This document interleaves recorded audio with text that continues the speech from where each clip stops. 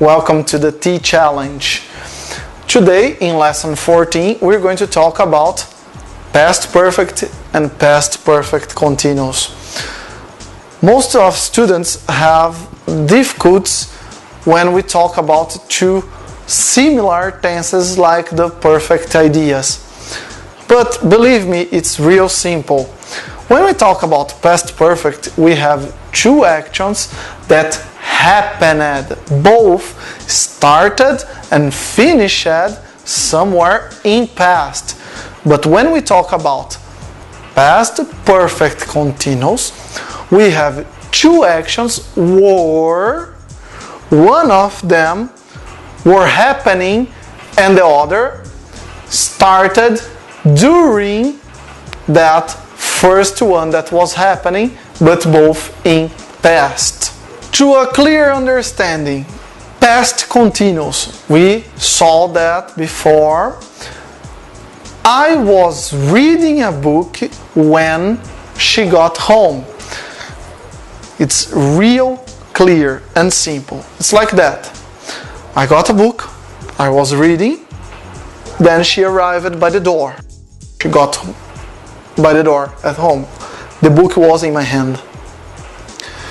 When I say, I had been reading a book when she got home, the past perfect continuous, that means I got the book on my hands, I finished it, I closed it, it was on my lip. And then she arrived. It is just a small particular amount of time that I can use the past perfect continuous. I just had finished the action of read when she got home. I finished an action that was read, then I closed the book. Two actions in the past, and then she arrived. Not very difficult, but easily understandable when you want to speak. You have to put your idea the clearest possible. I had been traveling to China when I met him. The perfect tense in past perfect and the past perfect continuous use the ideas from simple past to help us understand better the situations. I had traveled to China when I met him. I traveled to China. I was in China when I met him. I had been traveling to China when I met him. I already traveled. I was in the airport. When I left the airport, I met him. Clearly understandable, but I didn't tell you all the story how I met him.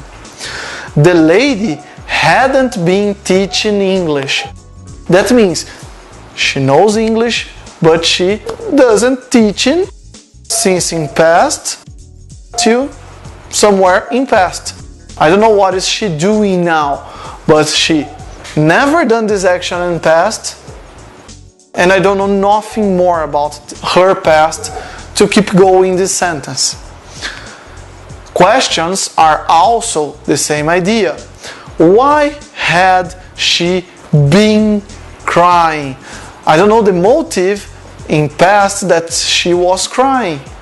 I don't know what happened to her, what events could happen to her. That's why I question, why had she been crying? The answer could be, she had been arguing with her boyfriend. I automatically understand that she argued and probably they broke up and now she's crying.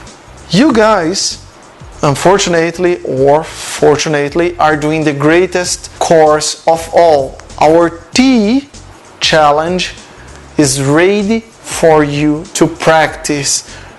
You are going to keep practicing to lead perfection.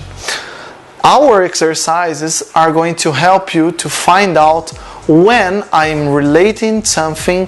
Fortunately, you will have now more than 200 exercises to help you to understand better when you want to speak about a related action only in past and both action related in past in our T challenge. See you on next